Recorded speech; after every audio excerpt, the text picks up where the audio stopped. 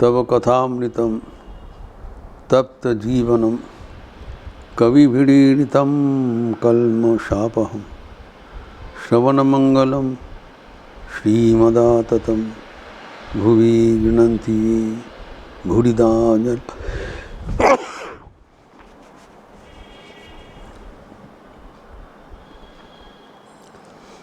भगवान श्री रामकृष्ण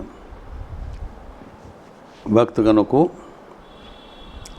उपदेश दे रहे हैं कि कैसे हमारे जीवन के जो प्रतिकूल शक्तियां हैं उसको अनुकूल शक्तियां पर रूपांतरित करते हुए हम इस जीवन में ही ईश्वर प्राप्त कर सकें।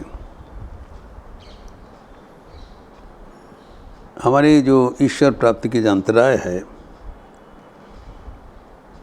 जो असुविधाएं हैं, वो हमारे स्वाभाविक जो अवगुण है, काम क्रोध लोभ आदि हमारे जो रिपु है, वो सदैव हमें विषय की ओर खींच रहे हैं। इसलिए हम ईश्वर की ओर आगे नहीं बढ़ पा रहा हूँ।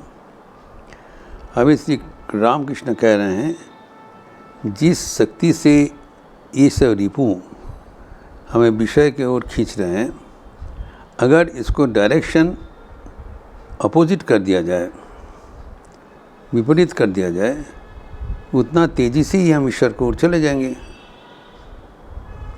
यही है जीवन में सफलता का रहस्य, जो कि ठाकुर कोट कह रहे हैं, कोई गिरीन्द्र घोष पातुरी घटा का गृह भक्त का वाणी से उद्धृत करती हुए।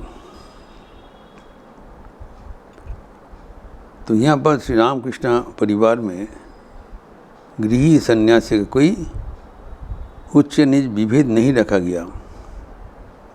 एक ओर से बलराम बसु मास्टर महाशय, नाग महाशय इत्यादि बहुत उच्च कोटि के साधक थे, वैसे उच्च कोटि के सन्यासी भी थे। तो अभी यहाँ से ठाकुर का जो संदेश हमें मिलता है वो है, हमारे जो षड रिपु है, प्रत्येक रिपु को अगर हम ईश्वर प्राप्ति के लिए परिचालित करें, उसको डाइवर्ट करें, तो हमारे लिए फ़ायदेमंद है। कि पहले कहा गया है जो काम है, तो ईश्वर जो विषय प्राप्ति के लिए, जो इंद्रिय सुख के लिए जो तीव्र इच्छा है, वो इच्छा ईश्वर प्राप्ति के लिए रूपांतरित कर दिया, जस्ट बाय मेंटल एटीट्यूड, मानसिकता से, और कुछ नहीं। हमें विचार के ओर से करना पड़ेगा। जो हम तीव्र इच्छा से विषय ईश्वर, जो हमारे इंद्रिय सुख चरितार्थ करने के लिए हम लालायित है, फिर मन को समझाना पड़ेगा कि ये विषय है, ये तात्कालिक है, बराबर रहने का नहीं। एवं विषय को जो इंद्रिय सुख है वो चरितार्थ करने से वो कभी तुष्ट नहीं होगा। न जा तो काम कामाना वो होगे न सम्मति। जैसे आग में घी चढ़ाने से आग कभी बुझता नहीं, वैसे ही जो काम शक्ति का प्रभाव से प्ररोचित होकर अगर हम इंद्रिय सुख का चरितार्थ करने के लिए आगे बढ़े, कभी उसको तृप्ति नहीं मिलेगा। पक्षांतर में वही शक्ति से अगर ईश्वर प्राप्ति के लिए हम प्रयास करें, तो ईश्वर प्राप्ति से हमारे सर्व सुख समाप्त हो जाएगा। उसमें जम लब्ध्वा चापरम लाभम मन्नते तदिगम तथा, जो सुख उसी को कहलाता है जो अनंत है। कोई भी विषय सुख अनंत नहीं हो सकता है, कारण वो इंद्रियां से वो सुख उपलब्ध होता है, इंद्रियां सीमित है। जबकि हम ईश्वर प्राप्ति इंद्रियां से नहीं करती, इंद्रियां अतीत होकर करती है, और वो अनंत होता है, वो अविमिष्ट होता है, वो निरंतर होता है। वैसे ही जैसे काम को हम वो ईश्वर के ओर उसको परिचालित किया, वैसे क्रोध के लिए बोला है। क्रोध एक तो है काम प्रतिहत होने से क्रोध होता है, दूसरा है अहंकार से क्रोध होता है। वही अहंकार लगाना चाहिए कि मैं ईश्वर को पुकारा हूँ, मैं ईश्वर का दास हूँ, हमें ईश्वर प्राप्ति क्यों नहीं होगा। ये एक क्रोध होना चाहिए। जो हम ईश्वर को प्राप्त करने चाहते हैं तो हमें प्राप्त करना ही पड़ेगा। इसमें जो प्रतिबंधकता है उसको दबाकर हमें आगे बढ़ना पड़ेगा। उसमें एक जोश होना चाहिए। ये भी हम लोग चर्चा किया। फिर 6 डूबी का बाद ठाकुर यहाँ कह रहे थे, काम क्रोध लोभ मोह मद मात्सर्य। नाउ तीसरा हुआ लोभ। लोभ है जो लालच, जो हमें जीवन में सुख है वो पाने के लिए जो हमारी इच्छा होता है, तीव्र इच्छा होता है, उसको लोभ कहलाते हैं। तो जब हम कोई विषय को पाने के लिए लोभी होते हैं तो हमारा मन ईश्वर से विभ्रमित होता है। वही लोभ अगर ईश्वर प्राप्ति के लिए लगा दिया जाए, ईश्वर को प्राप्ति के लिए लोभ करो। लोभ मतलब जो हमारे पास है नहीं, जो वो दूसरों के पास है, वो दिखा दे कि हम उसको भी प्राप्त करने की इच्छा, इसी के लोभ कह रहे थे। और दूसरा का जो चीज़ है वो हरण करके भी लोभ का होता है। अगर हरण नहीं भी करे, अगर जो हमारी तीव्र इच्छा होता है सुख की, उसके लिए मन में एक लुलुपता होता है, वो अगर ईश्वर के लिए हम परिचालित करें तो वह हमारे फ़ायदेमंद होगा। उसका बाद बोले हैं चतुर्थ है मोह। मोह मतलब एक मत्तता।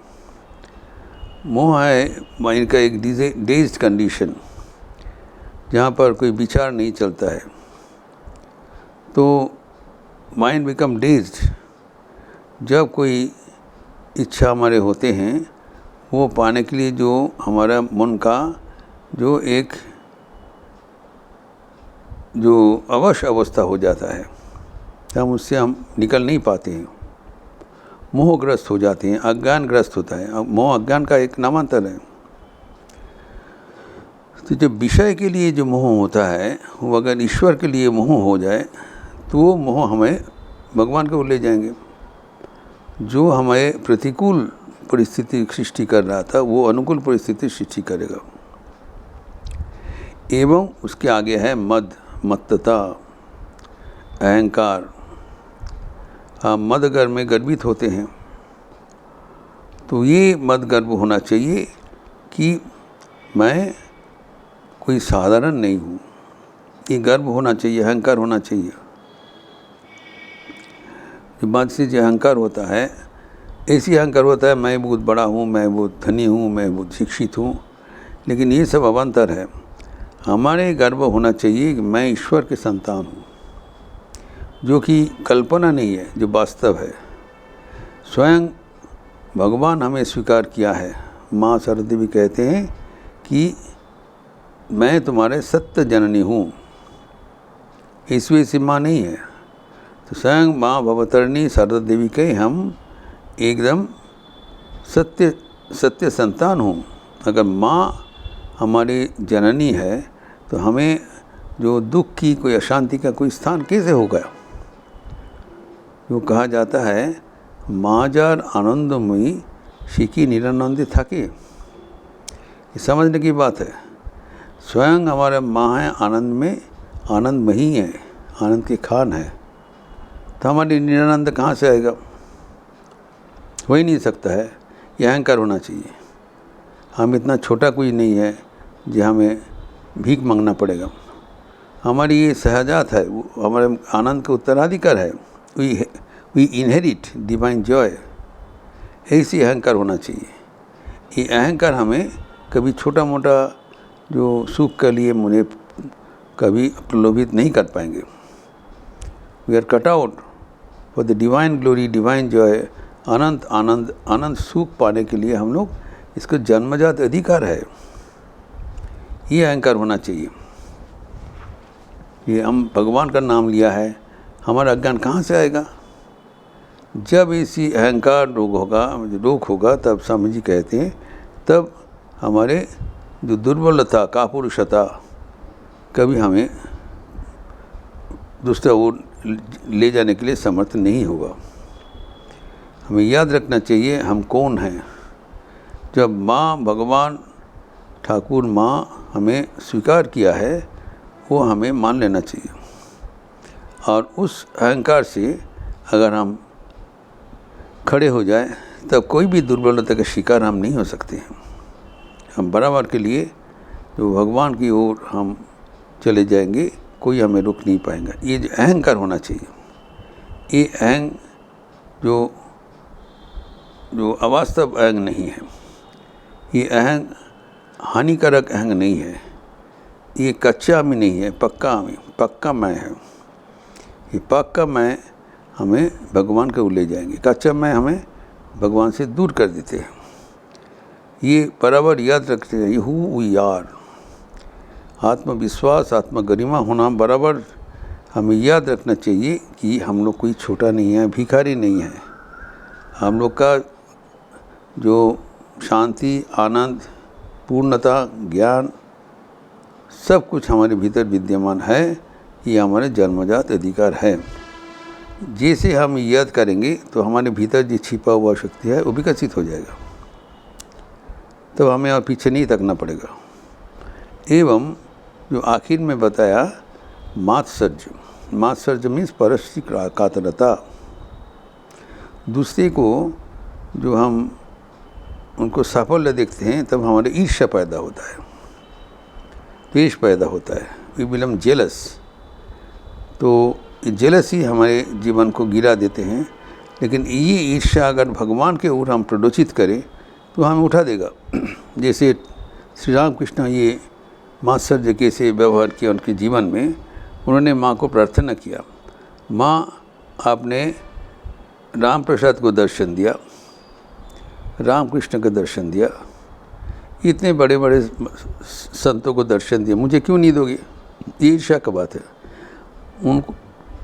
उनको दर्शन मिला है, उनके जीवन में सफल मिला है, मुझे क्यों नहीं मिलेगा? उनको देखा देखी हमारे भी ईर्ष्या होता है। भगवान को पाने के लिए जो ईर्ष्या है वो हमारे लिए फ़ायदेमंद है। जब भगवान एक को दिया है मुझे भी देंगे, क्योंकि हमारे भी समान अधिकार है। तो अधिकार को हम अप्लाई करें, और वो जो ईर्ष्या जो कि हमें जो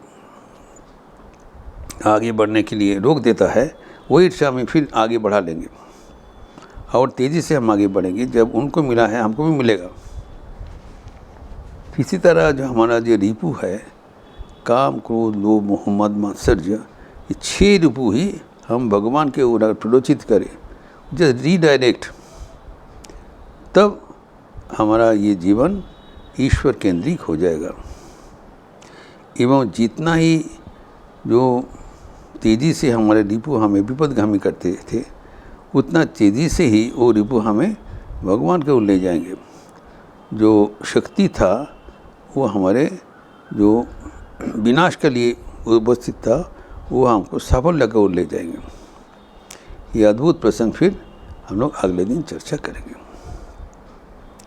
ओम शांति शांति शांति। हरि ओम तत्सत। श्री राम कृष्णार्पणमस्तु। आप लोग अच्छे रहिए, स्वस्थ रहिए, आनंद में रहिए। नमस्कार।